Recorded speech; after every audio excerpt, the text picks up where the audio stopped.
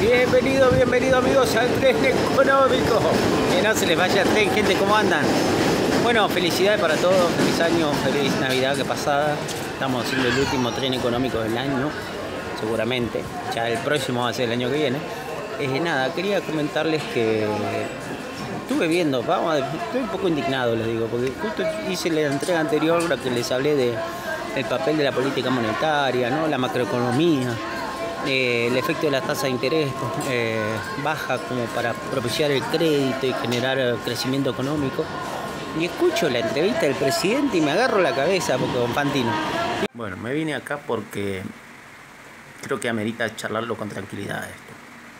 Les decía que no me gustó nada lo que escuché del presidente hablar de los animal spirits, defenestrando la teoría keynesiana, ¿no? De la macroeconomía directamente. Y realmente propagando esa desinformación por cómo lo habló y lo trató, además de las propias ideas que sostiene el presidente, que a veces parece que hasta se confunde los propios modelos que habla. La verdad es que me preocupó, porque demasiada desinformación le dan a las personas. Entonces me veo obligado a ponerle a charlar como economista a hablar de esto. Keynes habló de los animal spirits como las motivaciones en los momentos de crisis o digamos incertidumbre fuerte en la economía, para que hace que los agentes económicos tomen decisiones de inversión, de consumo, ¿sí? En esos momentos de crisis. Él, cuando habló de la motivación para invertir, hablaba de la propensión a invertir, digamos, el deseo empresarial por obtener, digamos, crecimiento económico, ganancia, etcétera. O sea, están las motivaciones en el sentido racionales, por decirlo así, de generar ingresos, entonces uno invierte en función de eso. También la otra parte es digamos, la propensión a invertir está influenciada, ¿no?, sobre todo con ese deseo de ganar dinero. Estas decisiones de confianza de la economía, que son los animal spirits, que fue la primera formulación de Keynes en la economía con respecto a acercarse un poco a estas cosas de expectativas, por decirlo así, porque después vinieron la teoría de las expectativas adaptativas y racionales. Son dos teorías diferentes, pero el precursor que empezó a pensar sobre la conducta de los agentes en la economía fue la macroeconomía de Keynes y esta idea de animal spirits, aunque está más enfocada en las motivaciones irracionales ahí, ¿no? Lo que hace porque toda la economía anterior era racional, información completa, se basaba los modelos que mencionó el presidente, como el del economista sueco Wiesel y el equilibrio general, o la preferencia del consumidor intertemporal del consumidor. Hablan de información completa, conocimiento racional absoluto, cosas que el mismo presidente después dice, no, ¿cómo puede ser? Actuar, fíjense esto. El mismo presidente y los defensores del liberalismo dicen, no, porque el Estado no tiene que actuar porque no tiene conocimiento completo de las cosas. ¿Qué saben? ¿Son Dios para saber el futuro, por ejemplo? Y sin embargo, los modelos que están defendiendo del equilibrio intertemporal, o sea, de preferencias intertemporales del consumidor, etcétera, modelos antiquísimos para arrancar y explorar la conducta de los agentes, se basan en realidades como que el consumidor sabe lo que va a consumir en el futuro, cuándo se va a morir, por ejemplo. Así se los digo. Entonces, ¿qué es más irracional? ¿Qué es más mágico? Pensar la economía con información completa, que todos los agentes saben exactamente qué van a hacer, o pensar modelos económicos en los cuales los agentes están evaluando en el corto plazo, bajo sus expectativas y su entendimiento de las variables económicas, lo que está pasando. O sea, ¿existe una economía de largo plazo o existe una economía realmente de corto plazo? Al final, si vamos al punto, lo que hace Keynes es traer bajo supuestos mucho más reales un modelo económico que explique lo que estaba pasando con el crecimiento económico, con la ocupación, por qué había desempleo, por qué la Gran Depresión, por qué se tenía que haber actuado, qué conduce a que haya ahorro, si el ahorro lleva a la inversión o la inversión lleva al ahorro. ¿Existe ese equilibrio entre ahorro e inversión? ¿Qué motivaba? Ahí surgió la preferencia a la liquidez. Bajo un entendimiento de Keynes, de buscarle razones reales, concretas, empíricas, por datos, de si efectivamente lo que estábamos viendo en la economía es que si la tasa de ahorro estaba asociada realmente a un aumento de la tasa de interés o en realidad estaba más influenciada por el ingreso disponible. Y los datos demuestran que está más influenciada por el ingreso disponible, no por la tasa de ahorro, aunque existe esa correlación positiva. Por datos es más real la macroeconomía que el equilibrio general bajo microfundamentos, en ese aspecto. Entonces,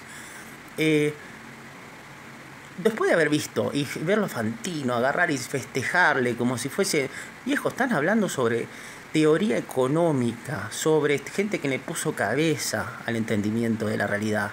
No por Keynes, por defender a Keynes, por toda una escuela de pensamiento. Es lo mismo que si yo me pusiese a hablar con desconocimiento de causa de, no sé, de la medicina.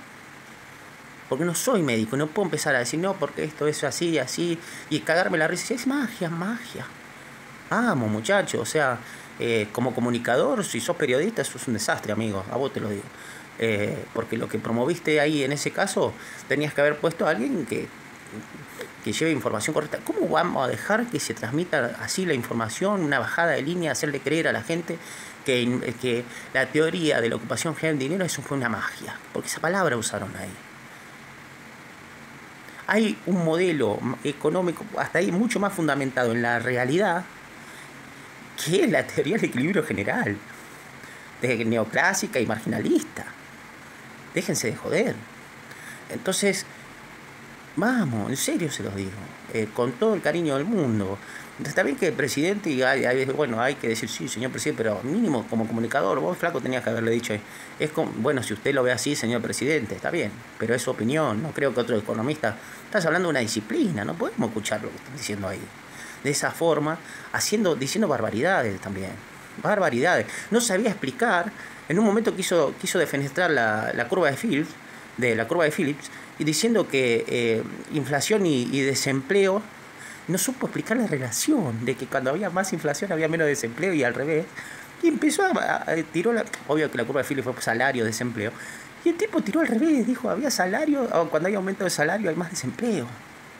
Y no, lo que te está diciendo justamente.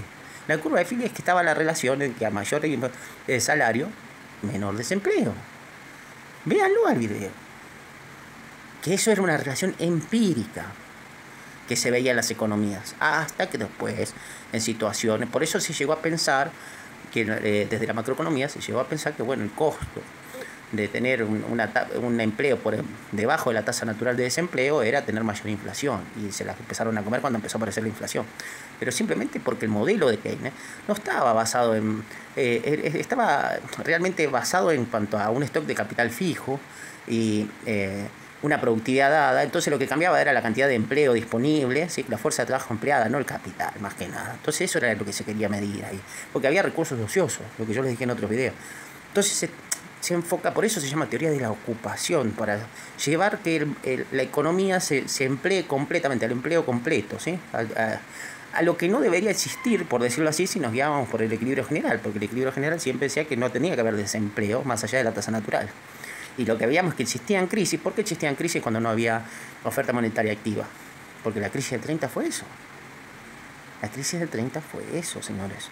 O sea, ahí mismo el presidente agarró y dijo, no, bueno, algo pasa que en la crisis del 30 el error fue no salir a rescatar las posiciones, o sea, emitir moneda. ¿Por qué fue un error? Si vos también estás diciendo que hay que dejar que el mercado, no hay fallas del mercado, hay que dejar que todo quiebre si se quiere quebrar. Porque eso fue lo que pasó. Lo que pasó en el 30 hubo una burbuja. Y ahí están las expectativas irracionales, esos animal spirits que no querés creer que existen. Los agentes sobredimensionaron un crecimiento económico y eso se llevó, con el mercado financiero, se llevó a creer que las cosas valían lo que no valían. Y en un momento pues cayó como un castillo, como un dominó. Entonces, y no hubo emisión monetaria, amigo. Ahí. Justamente, no puede echarle la culpa a la crisis del 30 que fue porque hubo sobreemisión monetaria y por eso pasó. No, al revés, la crisis del 30 fue justamente porque no hubo emisión monetaria, porque si hubiesen dado la emisión no hubiesen contrarrestado la crisis, y ese fue el argumento por el cual Keynes se hizo tan famoso después. Datos, realidad.